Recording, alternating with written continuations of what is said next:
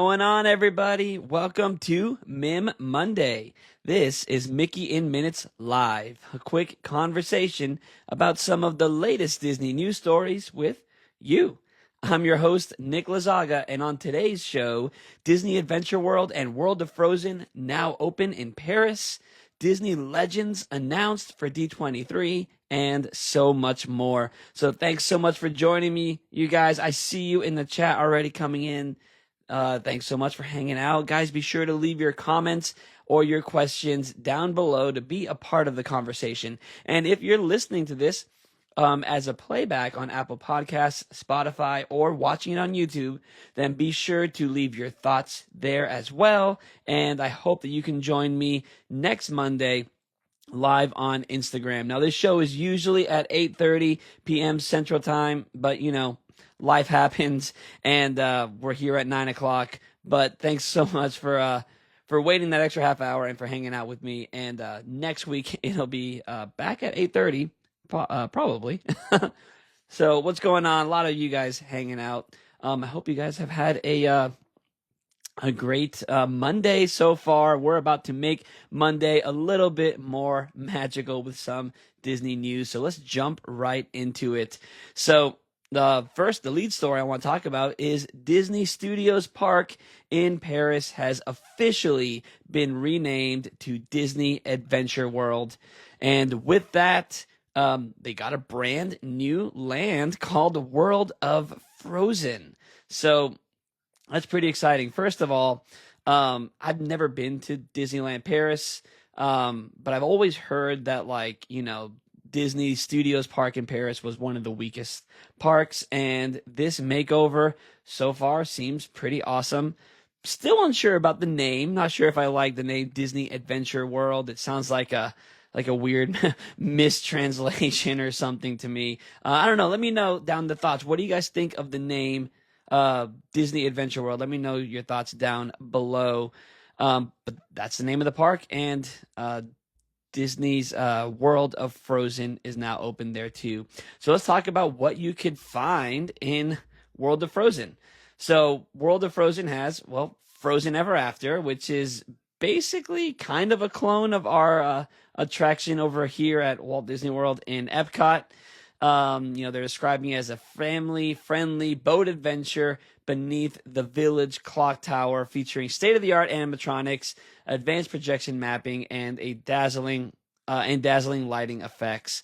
So basically what we have here, and now finally we could be on the same page because we now in Florida also have the really good animatronics. Woohoo! Let's see down in the chat. I'm glad they added more to that park, but yeah, the name's a little bit off. Yeah, it's just weird. I think it'll take some getting used to.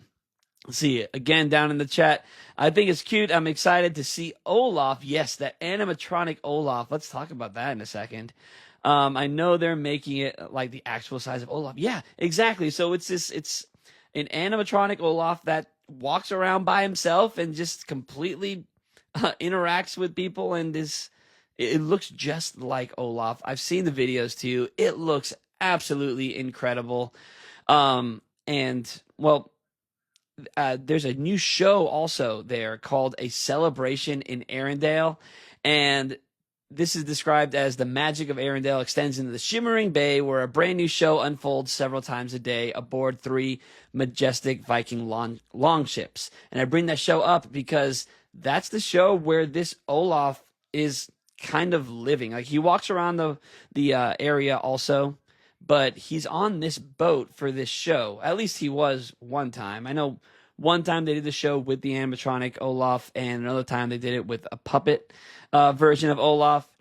But I mean, I also saw a video of that Olaf falling over in front of guests. So these animatronics, they could be a little finicky, I guess, but it looks incredible, especially obviously when it works.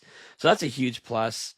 I really want that animatronic to come to Walt Disney World and maybe walk around the Norway Pavilion at Epcot. That would be awesome. We're getting another Olaf animatronic at Hollywood Studios in the Animation Academy type space that they're putting out there, but he's not mobile. He just kind of sits in the front on the drawing board. But yeah, this Olaf, this walk around Olaf looks fantastic. Yeah, that would be great, right? It would be awesome. Let's get one of these Olafs at Epcot, please, please, please. So I've been looking at pictures and videos from World of Frozen in Paris, and I really like how they have like the clock tower. Like I mentioned, the entrance to Frozen Ever After is under that clock tower. That's a lot like the clock tower from the movie Frozen, where Anna dances with Hans of the Southern Isles. So that's really cool. This really looks super immersive, and in Epcot, we got it kind of shoehorned into our Norway Pavilion. So it's hard not to be a little jealous of people who have fully flushed out Frozen lands, right? But, it's all good. We have the original ride, and they fixed up our ride, and it looks great. So other things that are over here at World of Frozen in Paris, we have Royal Encounters. Obviously, you can meet Anna and Elsa, and if you're lucky, that animatronic Olaf, and other characters. Right? You could also have. I've seen Oaken walking around, and then a little like troll character named Mossy, and there's also supposedly some interactive elements that you could interact with around the village. So this looks fantastic. I mean, the North Mountain with Elsa's palace attached to it, the side, it looks so good. And one day I'll get to Paris and check this out. I'm kind of glad I wasn't there upon opening because it was super, super crowded. I mean, they had like press previews and stuff a couple of days before that. Josh D'Amaro was there. Looked like the president of France was there, and just a whole bunch of stuff. But that first day that it was actually opened, I've seen videos. It looks chaotic. I've seen people running and people falling. Guys, just PSA, please don't run, especially don't run over people in these parks. I mean, you're there to have fun. You're at a theme park. You're there to go ride some attractions and take pictures with characters. Don't be rude. Don't run people over, right? So yeah, it looked kind of crazy, but that's going to die down. Maybe. Not anytime soon. It's still a brand new land in a newly renamed park, but eventually it will.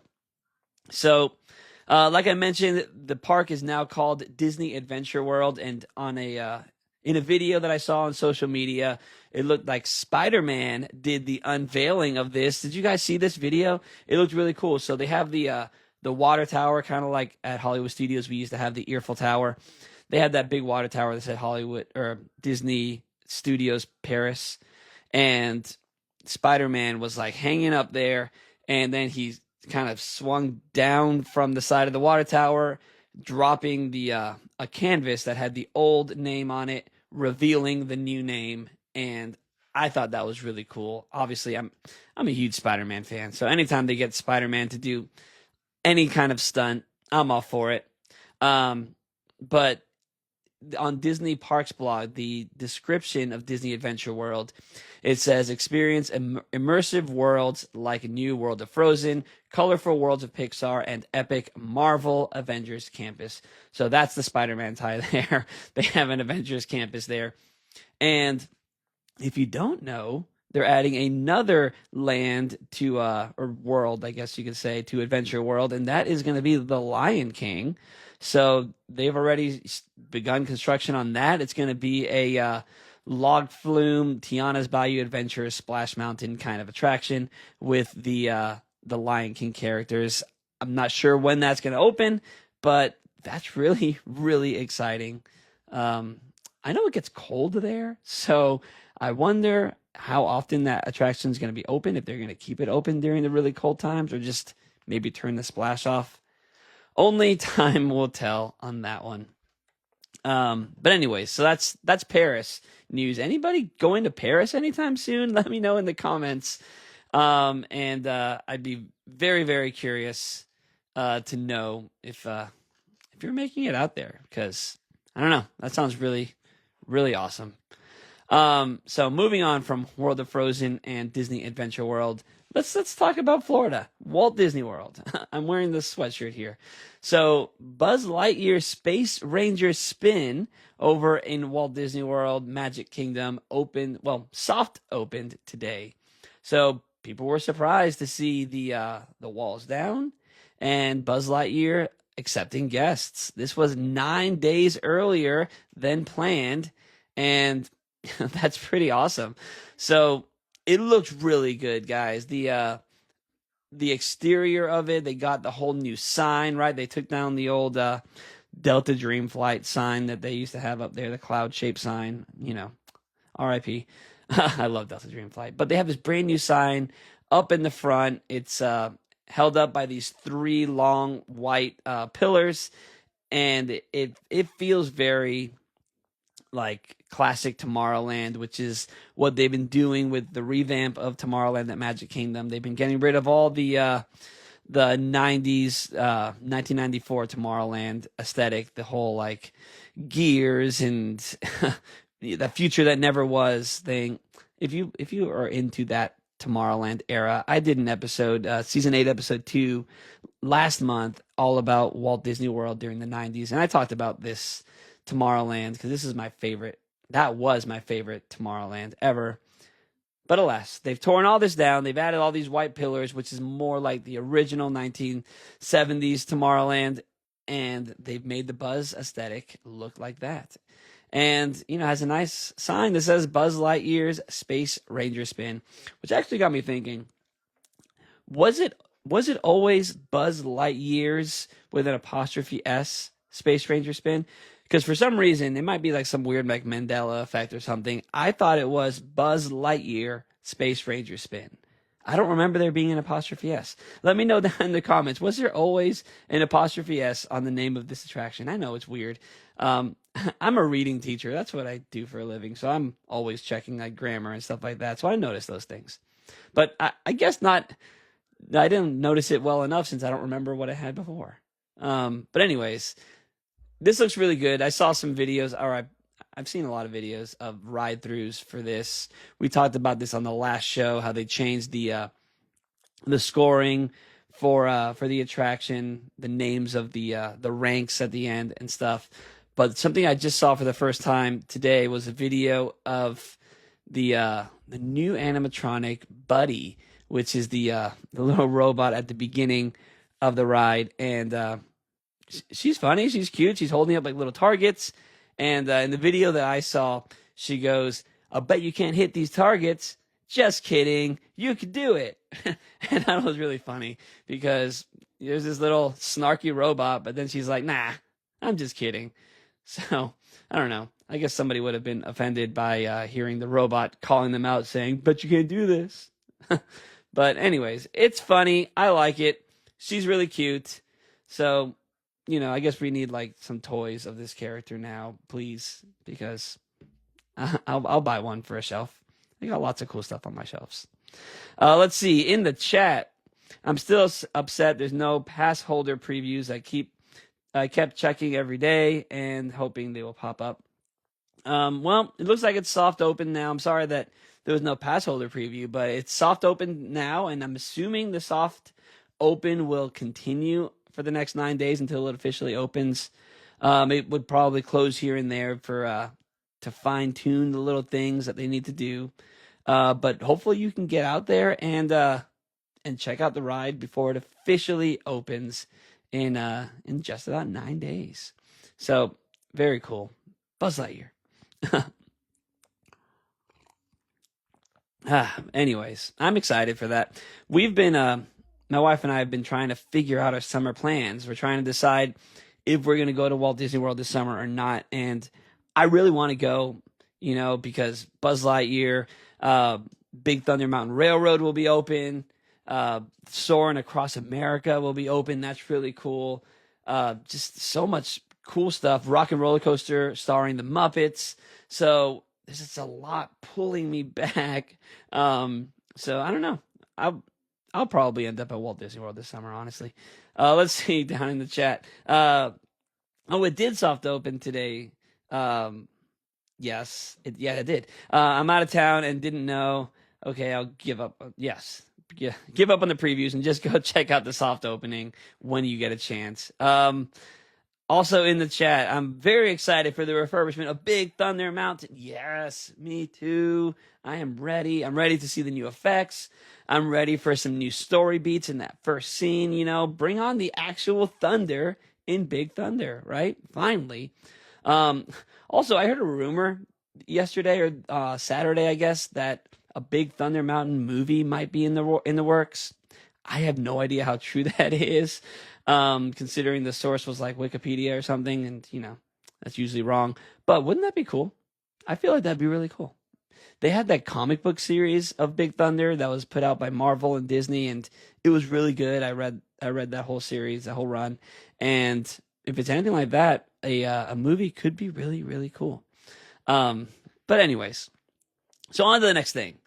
Recently, Disney announced the 2026 Disney Legend Award honorees, and this list is pretty stacked. So if you don't know, every year at D23 Expo, or the D23 Ultimate Disney Fan Event, they give several prominent people from Disney this Legend Award for great contributions to the company, whether it be in music or movies or theme parks or what have you. If you've done a lot for Disney, then they could honor you with this award, and the list is really great. So let's go through it.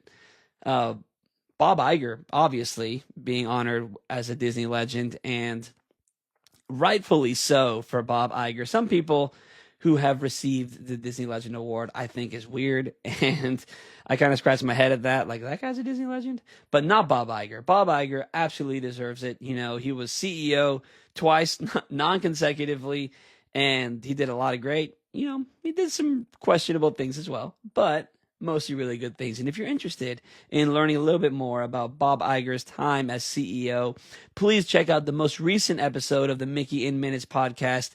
That is season 8, episode 3, Highs and Lows of Bob Iger. And it just came out last Friday, brand new, guys. So please go check that out. It's an interesting episode. It's what I consider to be 3 high moments and 3 low moments in Bob Iger's career. But anyways, he's going to be a Disney legend, and that is awesome.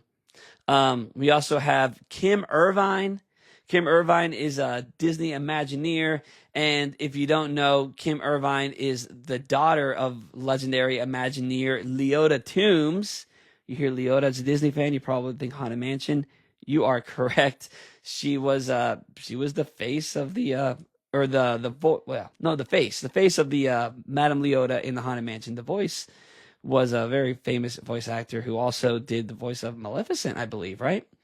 But yeah, Kim Irvine is her daughter, and Kim Irvine, in her own right, is a very famous Imagineer, and she's currently the executive creative director of Walt Disney Imagineering. Best known for her work on The Haunted Mansion and Pirates of the Caribbean, as well as the 2021 refurbishment of the Jungle Cruise in Disneyland. And she appears as a maid in Muppets Haunted Mansion. And if you don't know, she is Madame Leota in the Haunted Mansion holiday version over in Disneyland. So that's pretty cool. Good for her. Let's see. Hey, what's going on? Thanks for joining the chat here on MiM Monday. Other 2026 Disney Legend honorees include Eric Goldberg, legendary Disney animator, most famous for animating the Genie.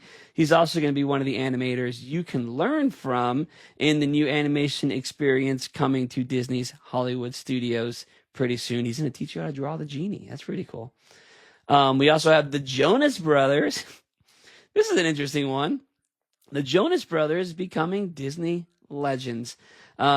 It's funny, if you watch their the Happiness Begins documentary that they put out, what was it, back in like 2019 when they got back together.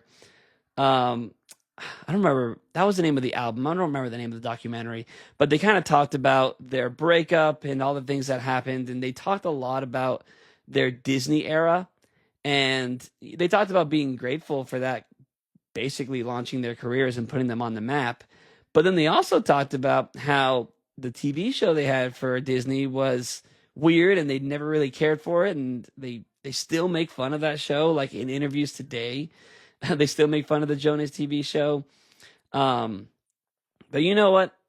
Disney gave them their start, and now they're becoming Disney legends for it. I mean, they did Camp Rock, right? That movie was a huge decom, and they're coming back. They're making Camp Rock 3. And also, most recently, they did the theme song Celebrate Happy for the Disneyland 70th anniversary celebration. So they have a really good relationship with Disney now, and they're being honored as Disney legends. So, see down in the chat, I remember that show. Jonas. It was a weird show. Then the second season, Jonas LA, also just, it was weird, but you know, I liked it. I'm a Jonas Brothers fan though. I really love Jonas Brothers. I've seen them in concert several times. They're really great. Disney legends, I don't know, but they're really great. Also being honored this year, Dwayne "The Rock" Johnson, also known as Maui, right? Maui from Moana. He was also in the Jungle Cruise movie. Is he a Disney? Is he a Disney legend? Is he Disney legend material? I mean, he also did like what, Escape to Witch Mountain? Like, all right, I never saw that movie, but Jungle Cruise was a cool movie. Moana, awesome movie. Now he's gonna be Maui in the live action. Is that enough to call someone a Disney legend? I mean, I guess it is. They have a whole committee who picked these things, so they must thought that he brought in enough revenue, right? That's what it comes down to. Also, Lin-Manuel Miranda, obviously very famous, but, you know, wrote the music for Encanto. We don't talk about Bruno, you know. That song was humongous. That movie was fantastic. So, Lin-Manuel Miranda. Alan Tudyk, he's a voice actor. He's done a bunch of voices from like the Duke of Wesselton in Frozen, the Duke of Weaselton in Zootopia. He was Hey Hey in Moana. He was the robot in that Star Wars movie, Rogue One. King Candy, right? So definitely Alan Tudyk, right? He's great. Then also Anne Hathaway. That's weird, I think. I mean, Devil Wears Prada. I don't know. That's a weird one to me. Susan Egan, that's fantastic. The voice of Meg from Hercules. I believe she also originated the role of Belle on Broadway. Jerry Bruckheimer. I mean, come on. Pirates of the Caribbean? Yes. He's the director who made Pirates of the Caribbean. He also did what was the other one that National Treasure. He did the National Treasure movies as well. So that's really cool. And then Chris Berman, who I guess is a sportscaster or something. I know zero things about sports, so someone let me know in the comments who is this guy, Chris Berman. I'm pretty sure he's a sportscaster. But anyways, this event will be held during D23 this year. And it's going to be hosted by Ryan Seacrest. It's going to be actually on August 16th this summer in Anaheim. And it's pretty cool. August 16th is my birthday. So, you know, these guys being honored with awards on my birthday, you know, does that kind of make me a Disney legend too, right? There's a connection there. I don't know. I'm just kidding. In the chat, he's the Monday Night Football guy, ? Maybe. I don't know. I'll believe you. If you say that's who it is, I guess I believe you. I don't really know. I guess I could have looked that up, but I didn't. All right, on to the next story. Disney bus restrictions. This is an interesting story. So apparently now throughout the Easter season, when it's more crowded, you know, spring break and all that stuff at Disney, there's been reports that cast members have been scanning people's magic bands. This is not a magic band.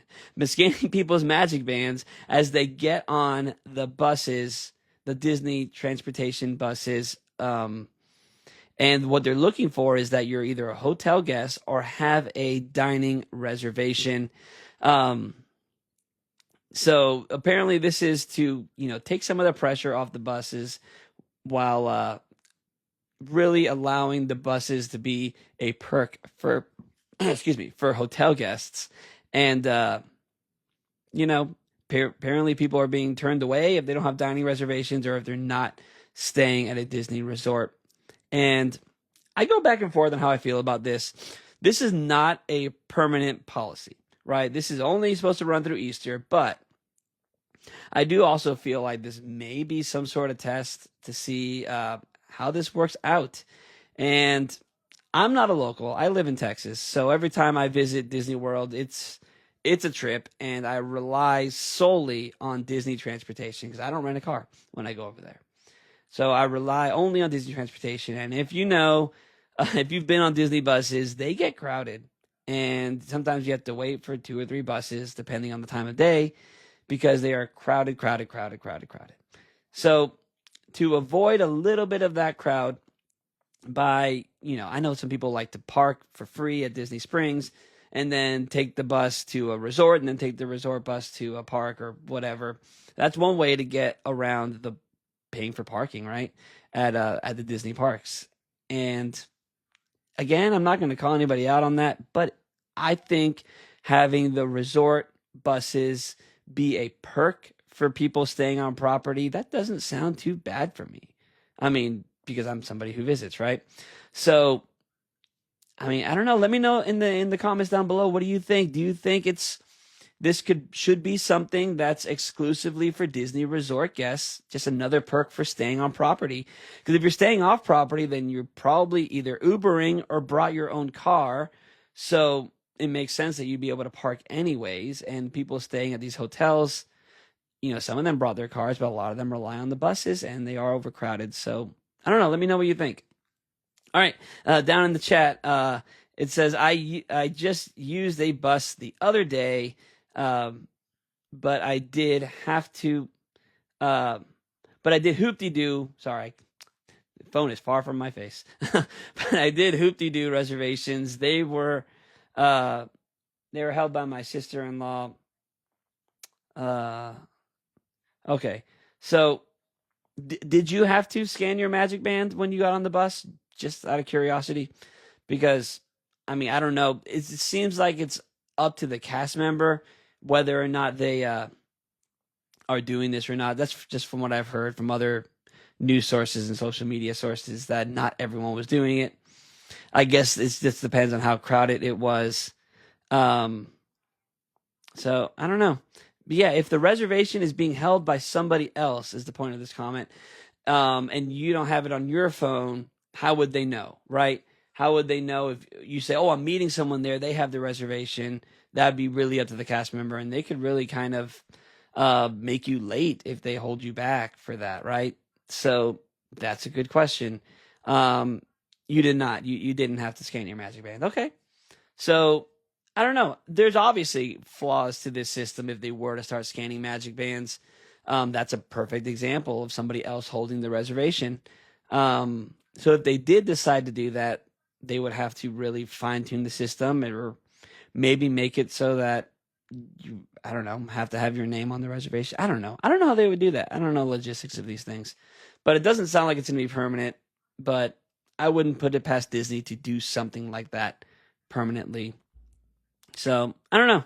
It would definitely cause a lot of confusion if they were to do that. So, this policy is only running now through Easter, so we'll see what happens. But speaking of Easter bunnies. Easter bunnies are meeting at both the Magic Kingdom at Walt Disney World and Disneyland Park. So that's pretty cool. It looks like, from the pictures that I've seen, just the Easter Bunny by himself, no Mrs. Easter Bunny, just Mr. Easter Bunny is meeting over in Disneyland at the character corner between Mad Hatter and Disney Showcase shops. So you can go ahead and meet the Easter Bunny and get a picture with him. He's wearing a green jacket and a purple and pink top hat and purple pants, and he's a little white bunny. He looks really cute. Down in the chat, just saw them in Disney today. That's cool. Yeah, I've never been to the parks during the Easter season, so I've never met the Easter Bunny. But over in the Magic Kingdom, Mr. and Mrs. Easter Bunny are meeting in what they're calling Bunny Lane Garden, which is the Enchanted Glade gazebo over in Liberty Square. That's behind the Yield Christmas shop. It's kind of hidden back there. It's like a weird temporary meet and greet location. They kind of shuffle people through there. I feel like when Merida from Brave was kicked out of her spot for Merida, she went over here for a while. And but yeah, this gazebo looks really cute for the Easter Bunny because, you think springtime, you think standing outside in gazebos. I don't know. Maybe I just think that. But they have all these little flowers around them. Looks like the Easter Bunny is in the same outfit, basically, that he is in Disneyland. And the Mrs. Easter Bunny is wearing like a pink, purple, and yellow dress. And it's very, very cute.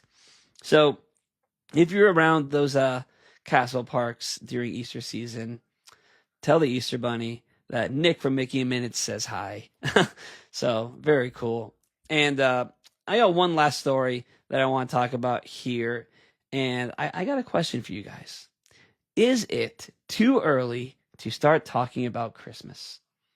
I guess not. I guess it's not too early to start talking about Christmas because I am going to start talking about Christmas already. I guess this is a Mickey in Minutes record, doing a Christmas story in March. So anyways, Hallmark has been doing these keepsake ornaments every year. They partner with Disney. They do these really awesome Disney ornaments. If you want to know more about the Disney keepsake ornaments, we did an episode last year, my wife and I. It was our Christmas in July episode, and we talked about Disney ornaments and the Hallmark stuff, and it's a really interesting episode, so go check that out. But one of the things that they do at Hallmark is they release park ornaments, which are Mickey sitting in attraction ride vehicles, and they are so cute. We have some of them. We have Mickey sitting in a Space Mountain ride vehicle. We have him sitting in an Autopia car. We have him in the Jungle Cruise. I don't think we have the whole collection, but we have quite a few of them. We have him in the pirate ship from Peter Pan's Flight, I believe. And they just released a tease on social media of the newest keepsake ornament for Hallmark/Disney parks. And it's awesome. It's Mickey sitting in the ride vehicle for Soarin'. And yeah, it is awesome. It's so cool. So he's like sitting in the little seat, and you know how in Soarin' you have the thing above you, and but you have the whole row. It's just the one seat. So there's no one else. There's no other seats next to him. It's just one seat with the little awning above him. But it has all the little detail work. Like on the side of it, it has the Soarin' logo. And he's sitting there. He has his little seatbelt on. So I didn't see the other side of the ornament, and I'm dying to know if they added the yellow strap to it, because they have to have added the yellow strap to it. I'm sure they did, right? All the other details look really, really nice. But it's Mickey. He's kind of like leaning forward, and he has like an amazed look on his face. And it is just so cute. So let me know if you guys have seen this. Any other angles of this ornament. Is there a yellow strap on there? I'm very curious. If not, I feel like I'd have to get a yellow paintbrush and like add a yellow strap to it or something. But this looks so great, and I feel like it's really cool that they're doing Soarin' this year because, of course, this summer we're getting Soarin' Across America, a celebration of America's 250th birthday, and it's such a nice little tie-in to that, and also just such a classic attraction. Down in the chat, we got some comments down here. Cute. Yeah, it's very cute. Let's see. It should include an orange misting fragrance. I agree. I actually have from one of these like small shops that make like Disney scented candles. I have the orange Soarin' scented candle, and it smells so good. But I agree, right? This ornament should have like a little button that plays the music and just sprays out the orange scent. Or actually, my favorite, I really like in Soarin' Around the World, I really like the grass scent. I like the jasmine scent a lot, but my favorite one is that like Fiji scent. Oh, my goodness. So good. Another comment down below, it says, It would be funny if they had Mickey ears in the bottom basket. Yes, that would be such a great detail. Oh my goodness. Nice work, pal. I love that. So, yeah, really, really cool. A great addition to this line of Hallmark keepsake attraction ornaments. I think this ornament's a home run. I cannot wait to add it to our collection. If you don't know, my wife has a huge Disney ornaments collection from all of the Disney keepsake ornaments, and then the Disney sketchbook ornaments and all that. That's her thing. So this is going to add to our collection. We actually have a tree that is specific to just Disney park ride vehicles. It's our Disney Parks tree. So it has ride vehicles and ride buildings and stuff. It's very cool. But anyways, yeah, I love Soarin' too. So if you haven't seen this, look at the Hallmark Instagram page, and you can see this picture, and it looks really cool. Yeah. So thanks so much for hanging out, guys. That's all the stories I got for you today. This has been really great. I know I signed on half an hour later than I usually do, but this has been awesome, and I really appreciate you guys hanging out with me in the chat and talking Disney with me. This is what Mickey in Minutes is all about, just hanging out and talking about Disney. And if you listen to this as a playback and you want to join this conversation, you want to be a part of the live conversation, then join me every Monday at 8:30 p.m. Central Time, live on Instagram. And if you're in the chat and you missed any of the earlier parts of this conversation, the playback will be up on Reels in just a few minutes, and it'll be on YouTube, Spotify, and Apple Podcasts tomorrow. So yeah, thanks so much for hanging out with me, you guys. We definitely made Monday magical. I'm your host, Nick Lazaga, and this is Mickey in Minutes, and I will see you guys next time. Bye.